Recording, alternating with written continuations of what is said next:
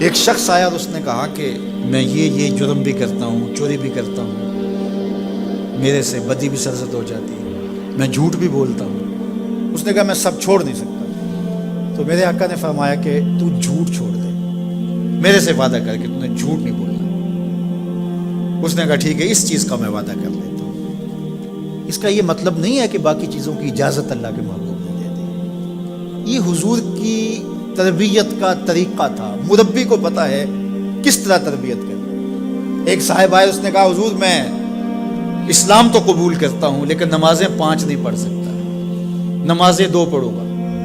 مسند امام احمد بن حنبل میں روایت۔ تو آقا کریم نے فرمایا ٹھیک ہے، 2 نمازوں پر اس کو بیعت کر لیا۔ اس نے جب 2 پڑھی، اس نے کہا میں تو تہجد بھی پڑھوں گا۔ 2 نمازوں کا چسکا، 2 نمازوں کی لذت آئی تو اس نے کہا میں باقی 3 کیوں چھوڑوں۔ تو یہ طریقہ تھا، تو اس سے یہ عہد لیا کہ تم نے جھوٹ نہیں بولنا۔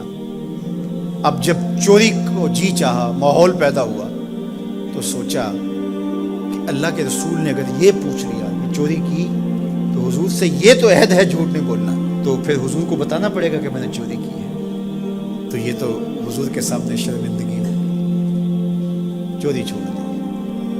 پھر کہا کہ جب بدی کو جی چاہا، طبیعت میں غلبہ ہوا گناہ کا، تو پھر سوچا کہ اگر رسول اللہ نے پوچھ لیا تو جھوٹ تو بولنا نہیں، تو پھر حضور کے سامنے شرمندگی ہوگی، کیا بتاؤں گا حضور کو، برائی بھی چھوڑ دی۔ شرمندگی کسی کے سامنے نہ ہو، یہ حیا ہے۔ جب حیا کسی کا پیدا ہو جاتا ہے تو پھر اعمال میں اعتدال پیدا ہو جاتا ہے، اعمال میں خوبصورتی پیدا ہو جاتی ہے، اچھے اور صالح اخلاق نصیب ہو جاتے ہیں۔ اس لیے ہمارا دین ہمیں حیا کی تعلیم دیتا ہے، بڑوں کا حیا اس کی تعلیم دیتا ہے۔ حضرت عبداللہ بن عمر رضی اللہ تعالیٰ عنہ فرماتے ہیں کہ مجمع صحابہ تھا، حضور تشریف فرما تھے۔ آقا کریم نے فرمایا کوئی ایسا درخت بھی ہے جو مسلمان جیسا ہو؟ تو کہتے ہیں میرے ذہن میں کھجور آئی، میرے ذہن میں کھجور کا درخت آیا کہ وہ خزاں میں بھی نہیں مرجھاتا، پھل بھی دیتا ہے، لیکن میں نے دیکھا کہ حضرت ابو بکر خاموش بیٹھے، حضرت عمر خاموش بیٹھے، انہوں نے کوئی جواب نہیں دیا، ان کا حیا کرتے ہوئے میں نے بھی جواب دیا۔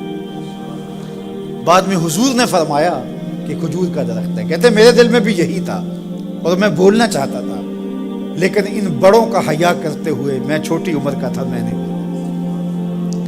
یہ ہمیں بڑوں کا ادب، بڑوں کی تعظیم، بڑوں کی حیا کا سبق دیا گیا ہے، درس دیا گیا ہے، یہ ہمیں سکھایا گیا، یہ ہمیں بتایا گیا، یہ ہماری زندگی کا حصہ ہے۔ حتیٰ کہ حیا تو چھوٹا سا بھی کیا جاتا ہے، بہت سارے ایسے کام ہیں چھوٹے بچوں کے سامنے جائز بھی ہوں تو ہم نہیں کرتے، کہ یہ بچوں کے سامنے کہنے کی بات نہیں ہے، یہ بچوں کے سامنے کرنے کا کام نہیں ہے۔ جائز امور بھی ماں باپ کے سامنے، بڑوں کے سامنے نہیں کیے جاتے، تو یہ آداب میں سے ہے۔ کسی کے سامنے جو ہے وہ اپنے ناک کو جھاڑنا، یہ حیا کے منافی ہے۔ کسی کے سامنے زور زور سے کھانسنا، اگر اس طرح کی ضرورت ہو تو آپ باہر اٹھ کے چلے جائیں یا اس آواز کو دبانے کی کوشش میں لگے رہیں۔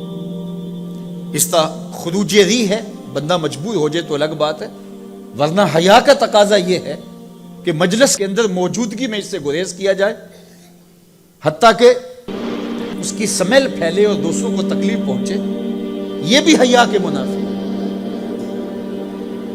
اللہ اکبر۔ تو یہ بات ذہن میں رکھیے گا کہ حیا ہمارا دین ہے اور ہمیں حیا اختیار کرنے کی